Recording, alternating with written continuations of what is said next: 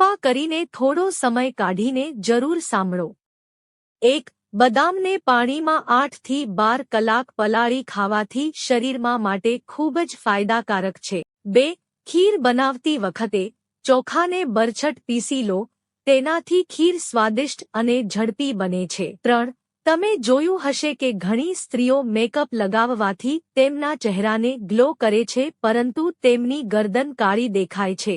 એક બાઉલમાં 2 ચમચી ફુદીનાનો રસ અને અડધી ચમચી લીંબુનો રસ મિક્સ કરો। તમારા ચહેરા અને ગરદન પર તેને 10 મિનિટ સુધી રાખ્યા પછી તમારા ચહેરા અને ગરદનને તમે ચોક્કસપણે તમારી ત્વચા પર અસર જોશો।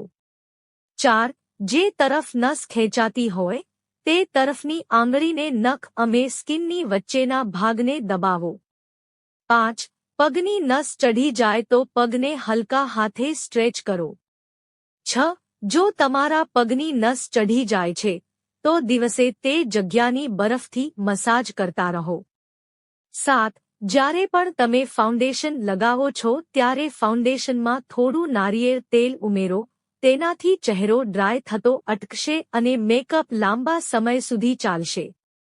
8. કોફી પાવડરમાં 2 ચમચી એલોવેરા જેલ ભેળવીને ચહેરા પર લગાવવાથી ચહેરો નરમ બને છે અને ચહેરા પરના દાગધબ્બા ગાયબ થવા લાગે છે। 9. નારિયેળ તેલ ત્વચા પર મોઇશ્ચરાઇઝરનું કામ કરે છે, તેથી દરરોજ રાત્રે સૂતા પહેલા 10 મિનિટ સુધી નારિયેળ તેલથી તમારા ચહેરાની મસાજ કરો। 10. દહીં, કાકડીનો રસ, ટામેટાનો રસ અને ચણાના લોટને સારી રીતે મિક્સ કરીને તમારા ચહેરા પર લગાવો અને 2 મિનિટ સુધી સારી રીતે મસાજ કરો અને થોડીવાર માટે ચહેરા પર રહેવા દો। ત્યારબાદ સાદા પાણીથી ચહેરો ધોઈ લો, ખૂબ જ સારી ચમક અને ત્વચાને ઠંડક મળશે। 11. મોટાપાનું સીધું કનેક્શન ઊંઘ સાથે પણ છે। વજન ઉતારવા માટે ઓછામાં ઓછી 7 કલાકની ગાઢ ઊંઘ લેવી જરૂરી છે। જો તમારી ઊંઘ પૂરી નહીં થાય તો તેનાથી મેટાબોલિઝમ સ્લો થઈ જશે અને તેના લીધે વજન ઉતારવું મુશ્કેલ થશે। 12. હળદરવાળું દૂધ પણ વજન ઘટાડવામાં અને સારું ઊંઘ લાવવામાં મદદરૂપ છે।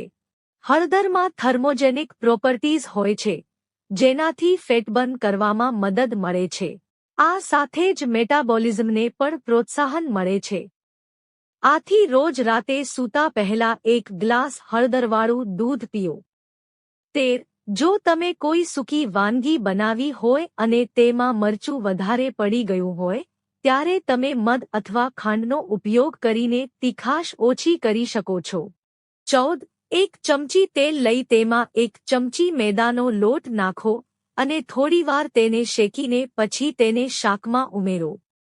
આનાથી મરચાની તીખાશ ઓછી થઈ જશે। 15. ઓછી ઊંઘ લેવાથી રોગપ્રતિકારક શક્તિને નબળી બને છે, જેનાથી ઇન્ફેક્શન લાગવાનું અને બીમારી થવાનું જોખમ વધે છે। 16. અપૂરતી ઊંઘના લીધે સ્વભાવ ચીડિયો બને છે, જે મૂડ સ્વિંગ, તણાવમાં વધારો કરે છે। જો તમને પણ આવા લક્ષણો દેખાતા હોય તો તમારે પૂરતી ઊંઘ લેવાની જરૂર છે। 17. જો તમે ઊંઘવામાં પૂરતો સમય વિતાવ્યો હોય છતાં દિવસ દરમિયાન થાક લાગતો હોય, એનો અર્થ છે કે તમારી ઊંઘ પૂરી નથી થઈ। 18. ઘણીવાર થાક અથવા ચિંતા તમારા ચહેરાની ચમક ઓછી કરી દે છે। આવી સ્થિતિમાં તમે કોઈ પણ ક્રીમ પાવડર લગાવી શકો છો, પરંતુ તમારી ત્વચા પરની ચમક પાછી આવતી નથી। આવી સ્થિતિમાં તમારે પાર્ટી કે ફંક્શનમાં જવું હોય તો ત્યારે તમારી ત્વચાને ચમકદાર બનાવવી ખૂબ જ જરૂરી છે। 19. સરકોને પાણીમાં મિક્સ કરો અને પછી તે જગ્યાઓ પર સ્પ્રે કરો જ્યાં કીડીઓ મોટી સંખ્યામાં ફરતી રહે છે। 20. મોપિંગ કરતી વખતે પાણીમાં થોડું મીઠું નાખવામાં આવે તો તે કીડીઓને ભગાડવામાં ઘણી મદદ કરી શકે છે। 21. ઘરમાંથી કીડીઓથી છુટકારો મેળવવા માટે જ્યાં કીડીઓ હોય ત્યાં લીંબુની છાલ રાખવાથી કીડીઓ બહાર આવે છે। આ સિવાય 1 કપ પાણીમાં 4 લીંબુનો રસ મિક્સ કરીને સ્પ્રે બોટલમાં ભરીને છંટકાવ કરો।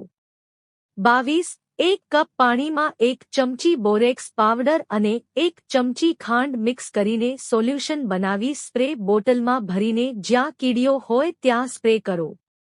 23. એસિડિટીની સમસ્યાને ધાણાનું પાણી પીવાથી દૂર થાય છે. 24. મૂળાનું સેવન કિડની લીવરને સ્વસ્થ રાખે છે. 25. શારીરિક રોગો સામે લડવાની ક્ષમતા વધારવા માટે તમે રોજ આમલીનું પાણી પી શકો છો. તેમાં હાજર વિટામિન સી રોગપ્રતિકારક શક્તિને વધારે છે. 26. આમલીના પાણીમાં વિટામિન સી હોય છે. રોજ તેનું સેવન કરવાથી ખીલથી રાહત આપે છે અને ત્વચાને ચમકદાર બનાવે છે. 27. લીમડાને સૂકવી લઈ તેના 1-0-1-2 પાન સોજીમાં નાખો. ધ્યાનમાં રાખો કે લીમડાના પાનમાં પાણી ન હોય. આમ કરવાથી અડધા કલાકમાં લીમડાના કારણે સોજીના જંતુઓ ભાગી જશે. 28. ઠંડીની મોસમમાં તમારે દરરોજ 5 મિનિટ માટે તમારા ચહેરાની મસાજ કરવી જોઈએ. જો તમે ઈચ્છો તો બદામનું તેલ અથવા દૂધ અથવા ઓલિવ તેલ લો અને 5 મિનિટ સુધી મસાજ કરો. તેનાથી તમારો ચહેરો સુકાશે નહીં અને નરમ અને કોમળ રહેશે. 29. નાના બાળકોને શરદી થઈ ગઈ હોય તો લસણની કળી અને લવિંગને બારીક પીસીને મધમાં ભેળવીને બાળકોને ચાટાડવાથી અથવા દિવસમાં 2-3 વાર કરવાથી બાળક જલ્દી જ શરદી મટે છે. 30. ખાલી પેટ ચા પીવાથી ગેસ બનવાની સમસ્યા થાય છે. 31. જો શરીરમાં નબળાઈની સમસ્યા હોય તો ખજૂરનું દૂધ પીવાનું શરૂ કરો. તેનાથી સ્નાયુઓને શક્તિ મળે છે અને સ્નાયુઓની વૃદ્ધિમાં મદદ મળે છે અને શરીરને શક્તિ પણ મળે છે અને શરીર મજબૂત બને છે. 32. એલોવેરા જ્યુસ પીવાના ઘણા ફાયદા છે પરંતુ તેના ઘણા ખતરનાક ગેરફાયદા પણ છે. સગર્ભા સ્ત્રીઓ અથવા સ્તનપાન કરાવતી સ્ત્રીઓએ એલોવેરાનો રસ ન પીવો જોઈએ. 33. જે લોકોને અચાનક તાવ આવે છે તેઓએ મેથીનું પાણી પીવું જોઈએ. તેનાથી ઘણી રાહત મળે છે. 34. ચહેરા પર ફુદીનાના પાનનો રસ લગાવવાથી ચહેરો કોમળ રહે છે. 35. દલિયામાં કેલ્શિયમ ભરપૂર માત્રામાં જોવા મળે છે, જે માત્ર બાળકોના હાડકાને જ મજબૂત બનાવે છે પરંતુ માંસપેશીઓના દુખાવાથી પણ રાહત આપે છે. 36. સાંજના સમયે ડુંગળીનું સેવન કરવાથી માથાનો દુખાવો થઈ શકે છે. 37. જે મહિલાઓની ઉંમર 40 થી 45 ની વચ્ચે છે તેમણે તેમના આહારમાં બીટરૂટનું સેવન કરવું જોઈએ. 38. કીડીઓને લસણની ગંધ બિલકુલ પસંદ નથી તેથી તમે લસણને પીસીને તેનો રસ કાઢીને પછી જ્યાં કીડીઓ હોય ત્યાં આ રસનો છંટકાવ કરો. 39. પગની નસ ચઢવાથી રોકવા માટે પગની નીચે તકિયા રાખીને સૂવો. 40. આમલીના પાણીમાં પોટેશિયમ અને ફ્લેવોનોઇડ હોય છે. તેનું સેવન કરવાથી શરીરમાંથી ખરાબ કોલેસ્ટ્રોલ ઘટાડે છે. 41. રોજ આમલીનું પાણી પીવાથી શરીરમાં એકત્ર થયેલા ટોક્સિન્સ દૂર કરે છે. મળ પસાર થવામાં પણ સરળતા રહે છે, જેનાથી કબજિયાત અને અપચો દૂર થાય છે. મિત્રો, જો તમને વિડિયો પસંદ આવ્યો હોય તો વિડિયોને લાઇક કરો અને ચેનલને સબસ્ક્રાઇબ કરો. વિડિયો જોવા બદલ આપ સૌનો આભાર.